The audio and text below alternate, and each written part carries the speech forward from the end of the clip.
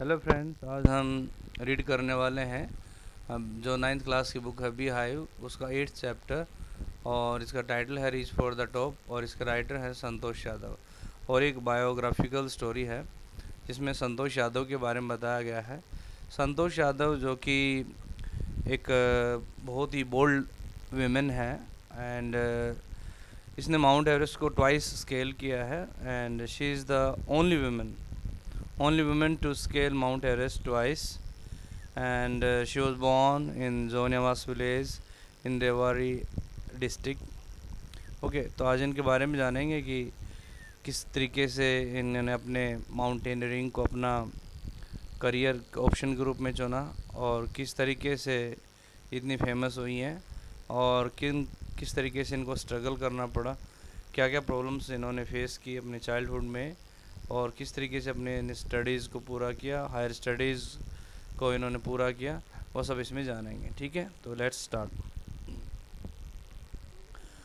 Think for a while and make a list of 3 to 5 persons you idolize or admire very much for their achievements.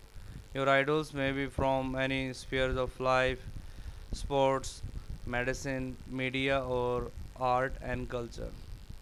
तो यहाँ पर जो writer है वो हमें इस बारे में बता रहा है कि आप कोई 5 पर्सन्स की एक लिस्ट बनाइए जिनको आप एडमायर करते हैं, जिनको आप भी काफ़ी लाइक करते हैं उनके अचीवमेंट के कारण, चाहे वो किसी भी जीवन के किसी भी क्षेत्र से फील्ड से बिलोंग करते हों, चाहे sports, medicine, media, art and culture, किसी भी पर्टिकुलर फील्ड से हों।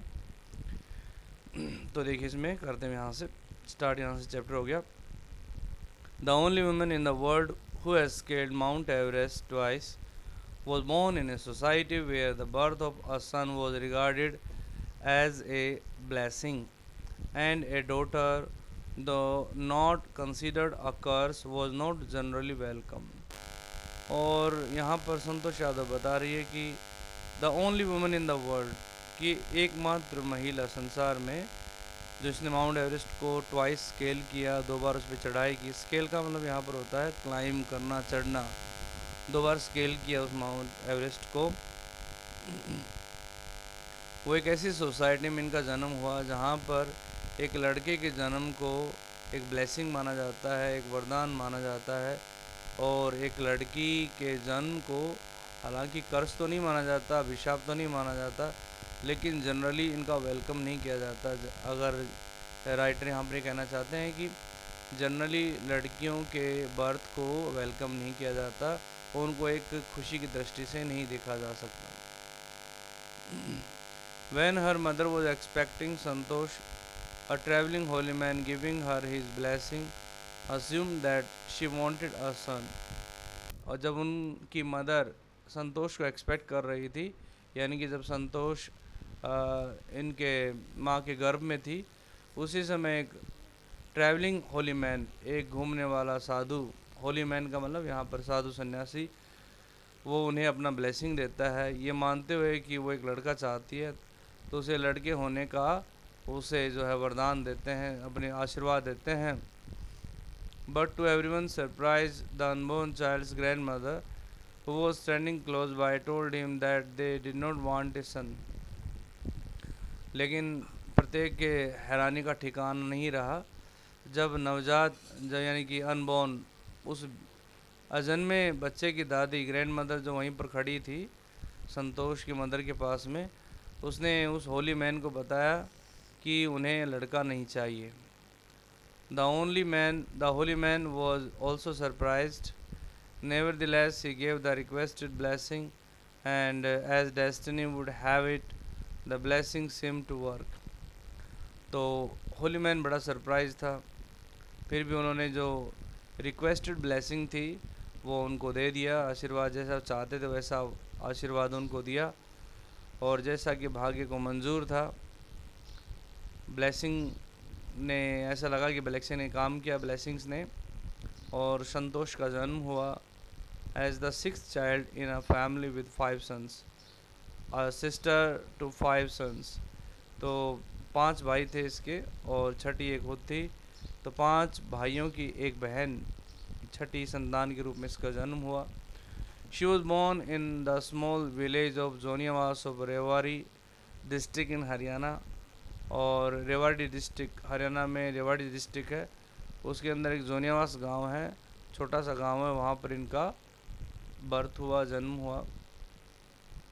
The girl was given the name Santosh which means contentment, और इनको संतोष नाम दिया गया जिसका मतलब होता है कंटेंटमेंट, संतुष्टि, सेटिस्फैक्शन।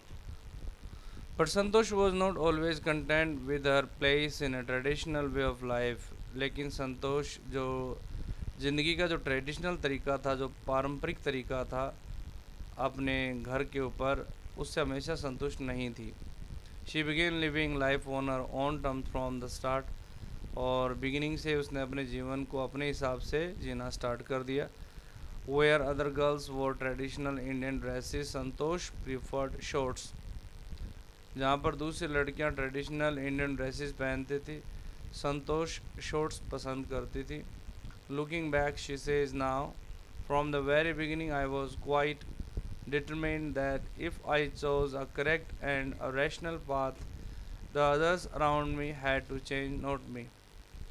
और अब पीछे की बातों को याद करते हुए अभी कहती हैं संतोष यादव कि बिगिनिंग से ही मैंने डिसाइड किया था, आई वॉज डिटरमाइन दैट, कि मैं एक ऐसा रास्ता चुनूँगी जो कि बिल्कुल एक तार्क संगीत होगा, एक तर्कसंगत रास्ता होगा, रैशनल होगा, और जो मेरे आसपास वाले हैं उनको बदलने की ज़रूरत है, मुझे बदलने की ज़रूरत नहीं है। Santosh parents were affluent land owners who could afford to send their children to the best schools, even to the country's capital New Delhi, which was quite close by।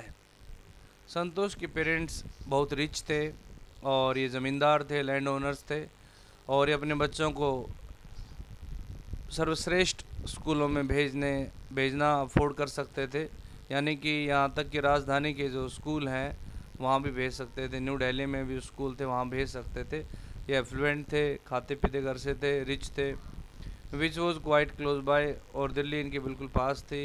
But in line with the prevailing custom in the family, Santosh had to make do with the locals village school. लेकिन परिवार में चलती हुई जो परंपरा थी, custom जो रिवाज चल रहा था, उसी के चलते संतोष को भी गांव के ही लोकल स्कूल, स्थानीय स्कूल से काम चलाना पड़ा।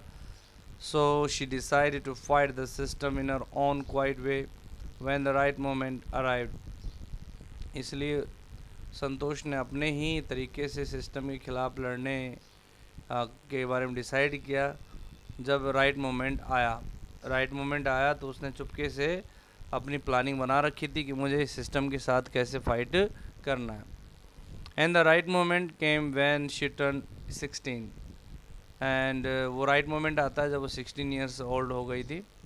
Eight 16 most of the girls in our village use to get married, और उस समय उनके गांव में लगभग 16 ईयर्स की जो लड़कियां थी उन सभी की शादी हो जाया करती थी उस समय। Santosh was also under pressure from her parents to do the same, और संतोष को भी प्रेशराइज किया जा रहा था उसके पेरेंट्स के द्वारा to get married. A marriage age early age that was the last thing on her mind, और जल्दी शादी की जो बात थी वो उसके दिमाग में लास्ट थिंग थी, यानी कि वो बहुत ही लेस इम्पोर्टेंट थी, कोई ज़्यादा इम्पोर्टेंट बात नहीं थी, सबसे कम वाली बात थी, यानी कि वो शादी के बारे में बिल्कुल उसने सोचा ही नहीं था उस समय। She threatened her parents that she would never marry if she did not get a proper education, और संतोष ने अपने पेरेंट्स को थ्रेटन किया, धमकी दी कि वो कभी भी शादी नहीं करेगी अगर उसे प्रॉपर एजुकेशन नहीं मिली। She left home and got herself enrolled in a school in Delhi, उसने अपना घर छोड़ दिया और दिल्ली के एक स्कूल में उसने अपना नाम लिखवा लिया। गेट हर सेल्फ एनरोल्ड का मतलब होता है she got her admission over there. When her parents refuse to pay for her education, she politely informed them of her plans to earn money by working part-time to pay her school fees. Her parents then agreed to pay for her education. उसके parents ने उसकी पढ़ाई के लिए पे करने से मना कर दिया। जब उसने मना किया उसके पेरेंट्स ने, तो उसने बड़ी पोलाइटली उनको इन्फॉर्म किया अपनी प्लान्स के बारे में कि वो पार्ट टाइम करके अपनी स्कूल फीस जो है वो कमा लेगी, धन इकट्ठ कमा सकती है वो।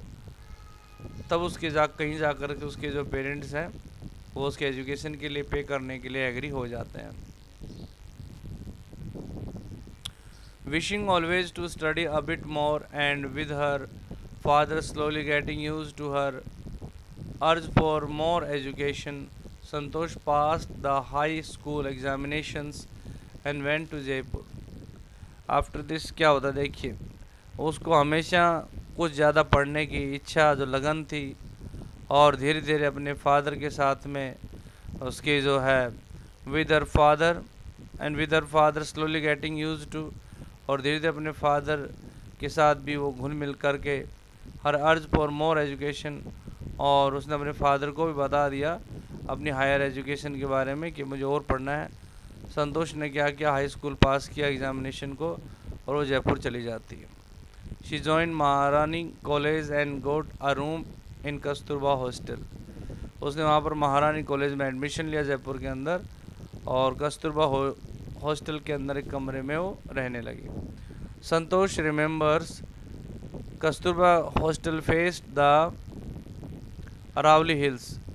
अब संतोष यादव रिमेंबर याद करते हुए बताती हैं कि जो कस्तूरबा हॉस्टल है वो अरावली हिल्स को फेस करता है, यानी कि उसके सामने है बिल्कुल। अरावली हिल्स वहाँ से साफ दिखाई देती हैं। I use to watch villages from my room going up the hill and suddenly vanishing after a while. मैं गांव वालों को देखा करती थी मेरे कमरे से पहाड़ी से ऊपर जाते हुए, और अचानक कुछ देर बाद वहाँ पर गायब हो जाते थे। वैनिशिंग का मतलब होता है वहाँ से दिखना वो बंद हो जाते थे। One day I decided to check it out myself. एक दिन मैंने डिसाइड किया अपने आप इसके बारे में पता लगाने के बारे में। I found nobody except a few mountaineers. मुझे वहाँ पर कोई आदमी नहीं मिला। आई फाउंड नो बडी, कुछ वहाँ पर माउंटेनियर्स थे जो कि वहाँ पर चढ़ाई करने के लिए थे, पर्वतारोही, उनको छोड़कर वहाँ पर कोई नहीं मिला। I asked if I could join them. तो संतोष ने उनसे पूछा कि क्या वो उनको ज्वाइन कर सकती है। To my pleasant surprise they answered in the affirmative and motivated me to take to climbing. जब तो कहा है कि उसकी खुशी का ठिकाना नहीं रहता है जब उन्होंने पॉजिटिवली रेस्पॉन्ड किया, उसको पॉजिटिवली बताया कि हाँ तुम कोई दिक्कत नहीं, ज्वाइन कर सकती हो, और उन्होंने संतोष को मोटिवेट किया कि वो क्लाइंबिंग को अपनाए, क्लाइंबिंग को अडॉप्ट करें। ठीक है, आज इतना ही करेंगे। जो रेस्ट ऑफ द पार्ट है it will be covered in next video. ठीक है, thank you, have a nice day, and if you like my videos then please subscribe my channel by pressing the subscribe button when you are watching the YouTube. Okay, thank you.